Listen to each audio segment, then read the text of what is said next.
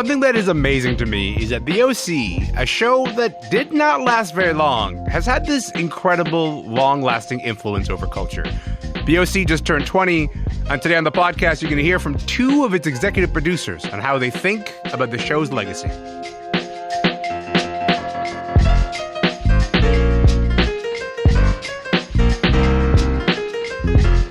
I'm Elamin Abdelmahmoud. This is Commotion. I hope you don't mind, but we are going to get into it with this. We've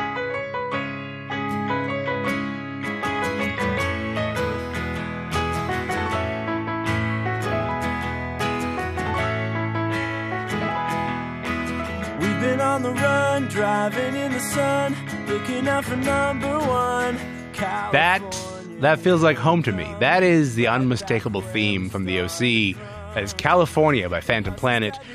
The OC premiered 20 years ago, and if you're around my age, I think it's hard to overstate how much that show influenced pop culture. I'm talking about from the clothes we wear, to the people we dated, to the music we listen to. Like, even today, a lot of pop culture threads tie back to that show. The OC, if you're not familiar, follows Ryan Atwood, who's a teenager from a poor family that's adopted into a rich family in California.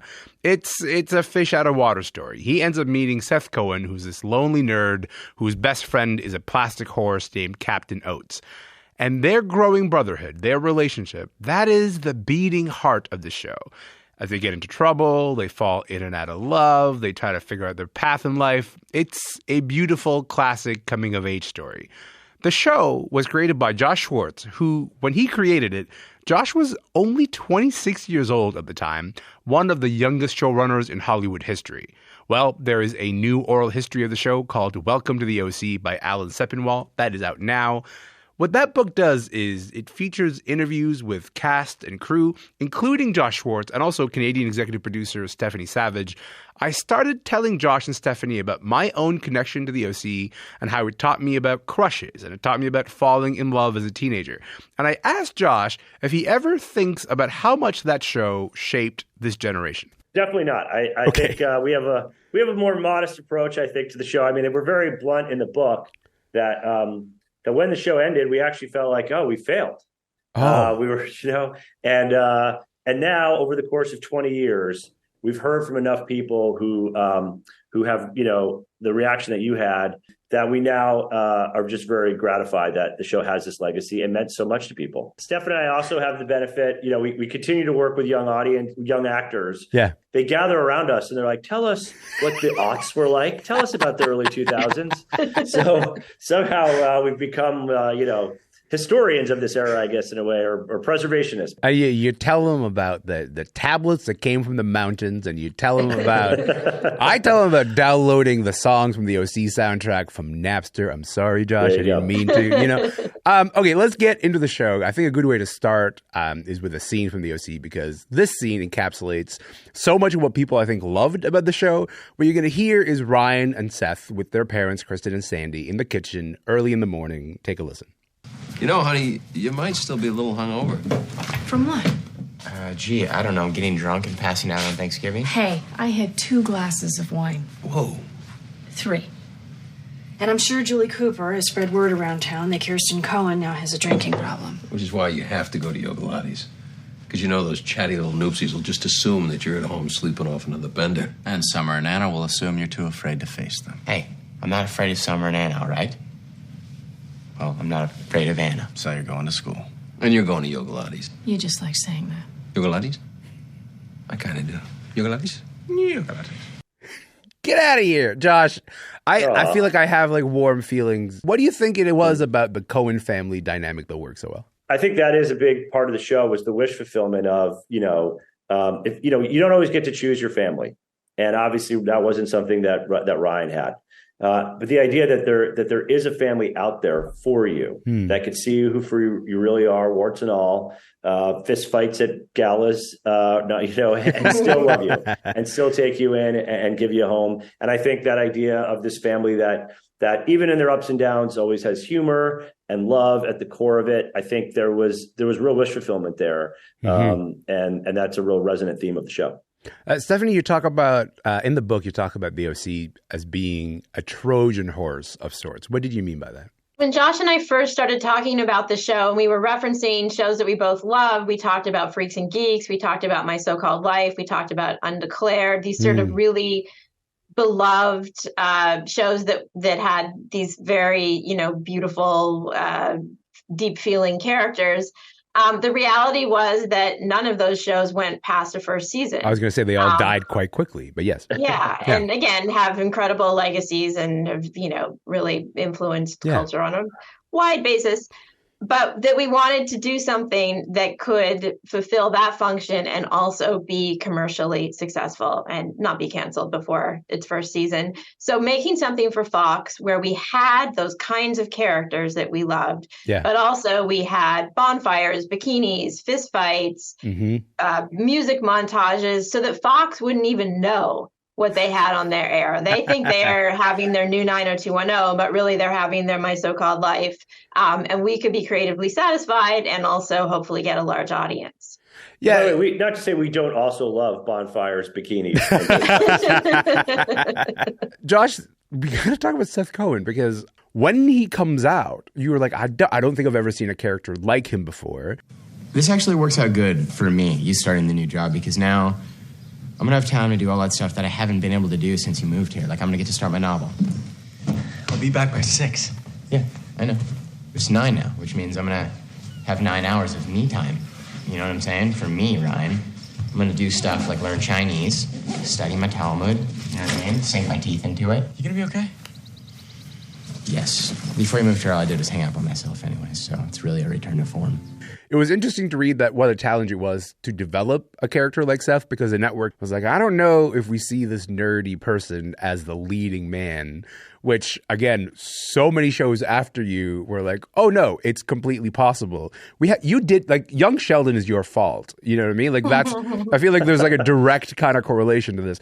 And so how did you go about convincing the network to say, you know what, you can have a nerdy character and have them be the lead of a show? A lot of it was inspired by, I'm from the East Coast, and, Jewish kid from the East Coast who came to California, came to USC for college. Yeah. And there's like a direct pipeline from Newport Beach to USC of high school kids. Right. And I'd never heard of water polo before then. I didn't realize that that's who all the girls were going to be in love with. Sure. There was a lot of Lukes, a lot of water polo players literally named Luke that I encountered.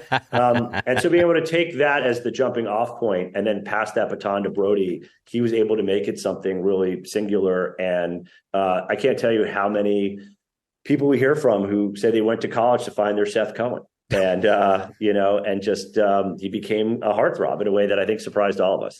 But what's get lost in all this, and what comes out in the book, is that you both hated Adam Brody's audition for Seth Cohen, and then he says, I didn't pick up on any of this.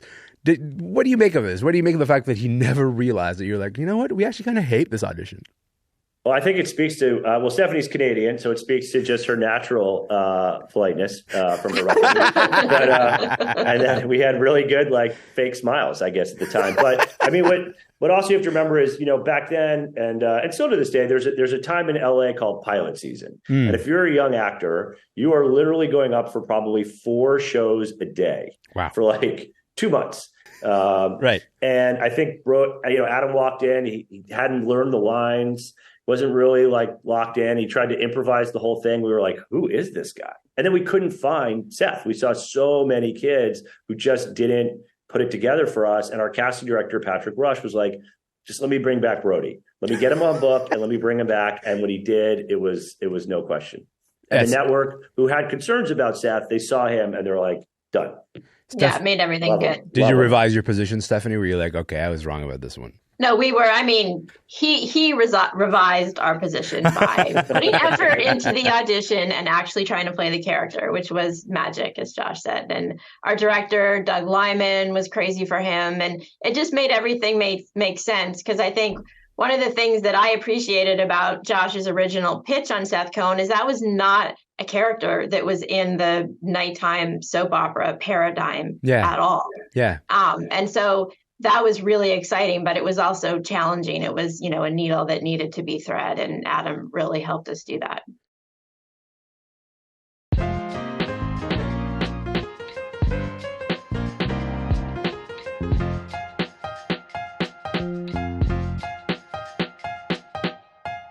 If folks are just joining us, my name is Elamin Abdelmahmoud, and this show is Commotion. And today's podcast, we are talking about this new book, Welcome to the OC, The Oral History. The show's executive producer, Stephanie Savage, and the creator and executive producer, Josh Schwartz, are both here.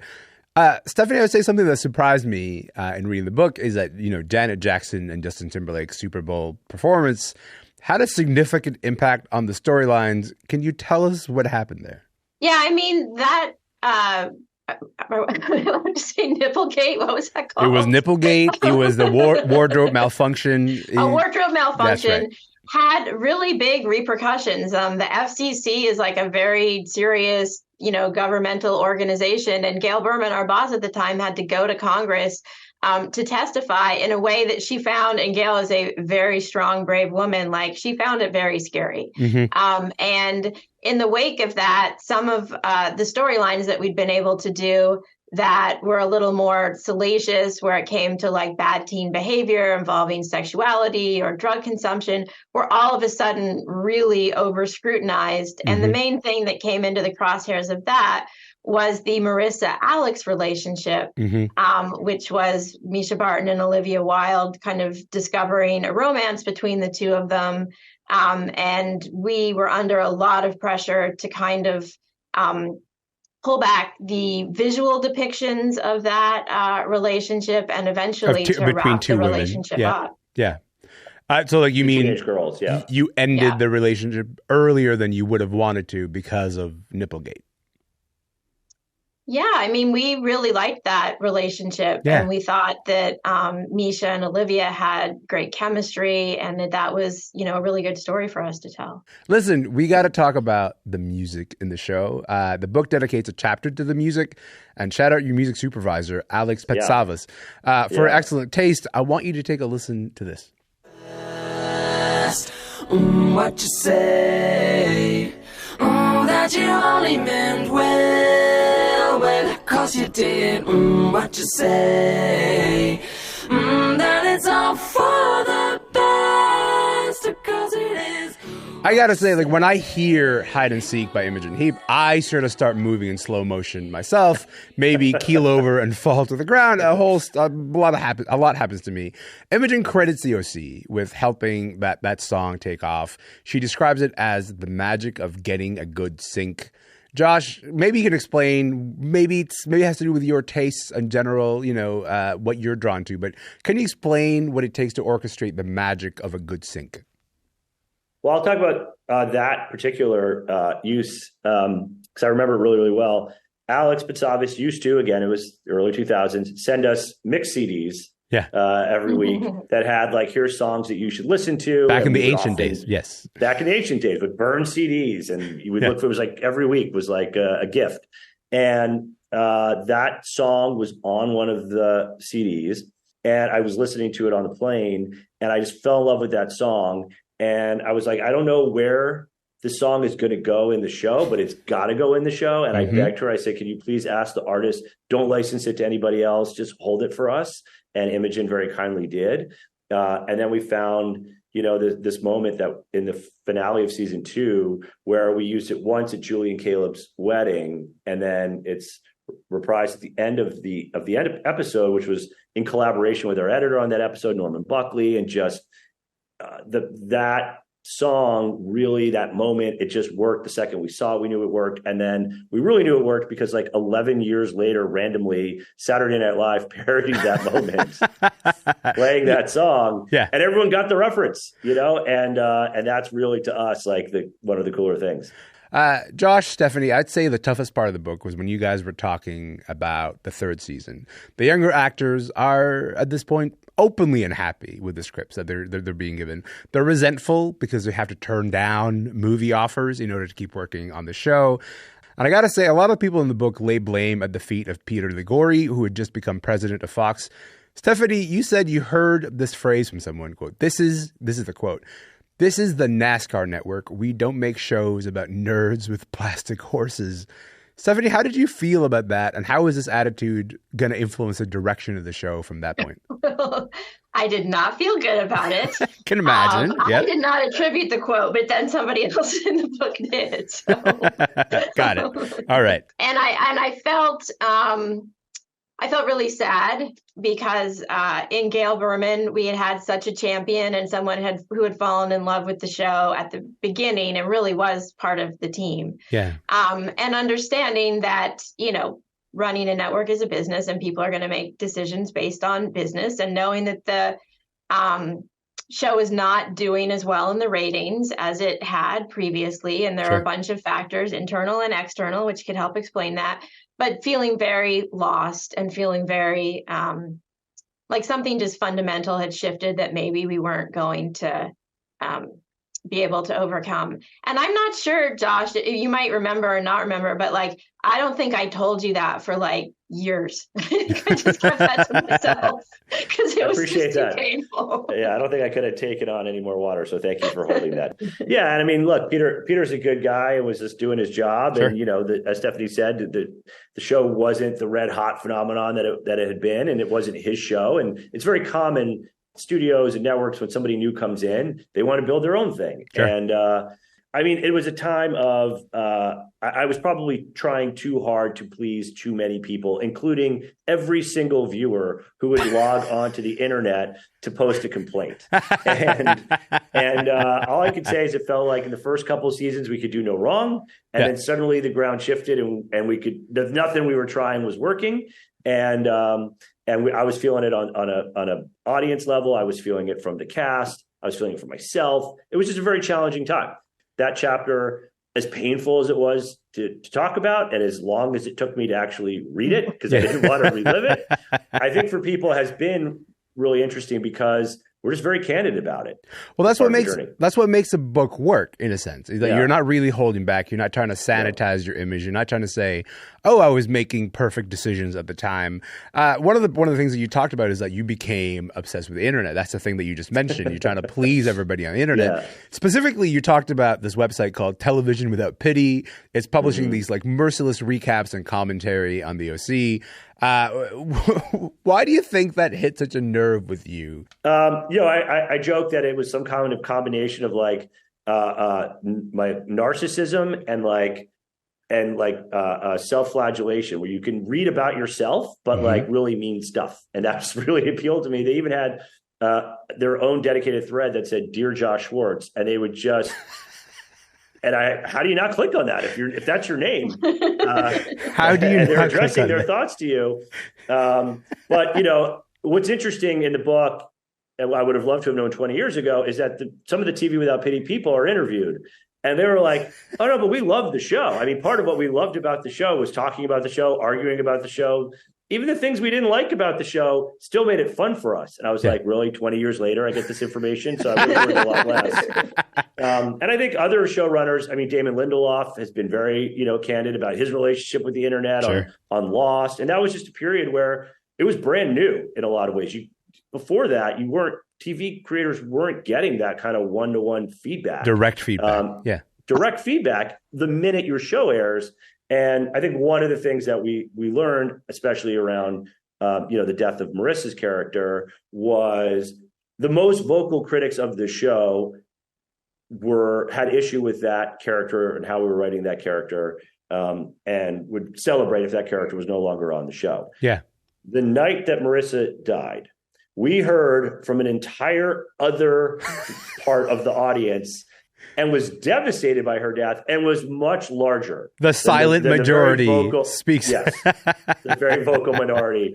And so that was, Stephanie always talks about like Twitter, the internet is truly like a 1-to-1 ratio. It is one person speaking for themselves. It's not one person speaking for 10,000 people. Well, I was going to say, like Stephanie, Marissa, Misha Barton's character, dies in this car crash. It is real sad. There's the Imogen Heap. Yeah, Imogen Heap again. Exactly right. Doing Hallelujah. But you talk about being a little bit, regretting the decisions that you guys made in terms of killing the character that way. Why did it feel like the right call at the time? At the time, we were under so much pressure to do something like big and bold with the show. We were basically told we had to kill a series regular if we wanted to. If we wanted to be in contention to come back for a fourth season. We really were thinking about, because all of this other stuff was going on, that maybe it would be a good thing. It would be a good thing for Misha. She was talking about wanting to live in New York City, to go to college. You know, she wasn't necessarily happy on set. And instead of, I think Josh and I were critical of our decision to kill Misha, but we're more critical of... We didn't kill Misha. I'm sorry. Misha's alive and well. Critical of our decision to kill Marissa, but more critical of our process and the way that we handled it in a really immature, not professional way of just kind of making the decision ourselves and assuming that she would be happy with that decision and it would be a good thing for the show versus, you know, talking it out. Real quick, before I let each of you go, will there be, I'm ready for this answer, will there be a reboot of the OC? No. Oh, man. I was ready for like a longer answer, like a maybe, like leaving the door slightly open. That was a little too definitive, this man. Way. Okay. Well, here's how I'll leave the door open. If in like 10 years, some 26-year-old comes up to us and says, I know how to do this. Yeah. And this is what it meant and has a whole take that blows our minds. Sure. But I think for us, the show is so singularly about those characters and that world at that time. And everything we've highlighted in the book and the ups and downs, the fact that we feel like we captured lightning in a bottle and we're just really proud and grateful that we got to make the show and that the legacy of the show is long. I think we just want to leave it there. Josh Schwartz is a creator and executive producer of The OC, and Stephanie Savage is an executive producer of The OC. They are a part of this new oral history book called Welcome to the OC by Alan Sepinwall.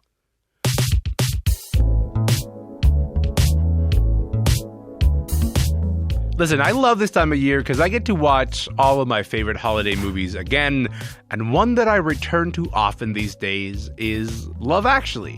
That film is turning 20 this year. Now, somehow, if you're not familiar with this movie, it is a rom-com set in London starring Hugh Grant and Emma Thompson and Alan Rickman and Laura Linney, and that's just to name a few. Truly, I could go on.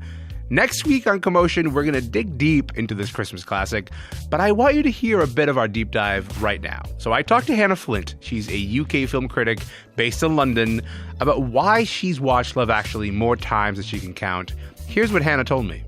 I will say one thing that I quite liked about it is that it wasn't a perfect depiction of relationship. I think what makes a really good Christmas movie, especially nowadays, as much as this is very middle class, like Fleabag, right? We can love that, but it's like, this is a very middle class TV show. Sure. What I like about it is that it got into like kind of grief and broken relationships and betrayal, like it wasn't so right? Betrayal. It wasn't so perfect. Mm-hmm. I think the whole thing with like, you'll love this because I'm a Joni Mitchell massive fan. Like, she's my girl, Canadian Queen. Yes. And I think like that moment where Karen, I love that she's called Karen. Yes. Emma Thompson's character. Emma Thompson, when she opens up her present, she thinks it's going to be the necklace, but it's a Joni Mitchell album. And it's like, you feel that. And when she's just sitting there, and it's one of the best uses of Both Sides Now. Yes. Especially as like that song, Joni singing it later in life after she smoked about 100 cigarettes like a day for 30 odd years, it brings a totally different meaning to. And that's like such a perfect scene. Like the stuff with like Liam Neeson, who we're like, oh, look at him being all like sappy and sweet when we're kind of so used to him killing people. Yeah. Having this like sweet moment with his like kid. Not yet. No, yeah. But I guess like, I was like, I mean, he was like Rob Roy, he's done that thing. I was Ivanhoe, I think that's what he is. So I think there are definitely moments of it, but I will, again, it's an imperfect movie. I mean, one of the things I hate about it when I look back on it and it makes me wince so much is every time they call Martine McCutcheon fat. I went at that too. That is Hannah Flint talking about Love Actually, why she loves it, and why it hasn't maybe aged so well. That movie is turning 20 this year. You can hear more of our conversation about Love Actually next Tuesday on Commotion. That is it for the podcast today. Remember, you can listen to any episode of Commotion anytime you like, wherever you get your podcasts. If you have a minute, check us out on Instagram. We are at CommotionCBC. My name is Elamin Abdelmahmoud. I'm going to be here tomorrow. If you're going to be here tomorrow, see you then.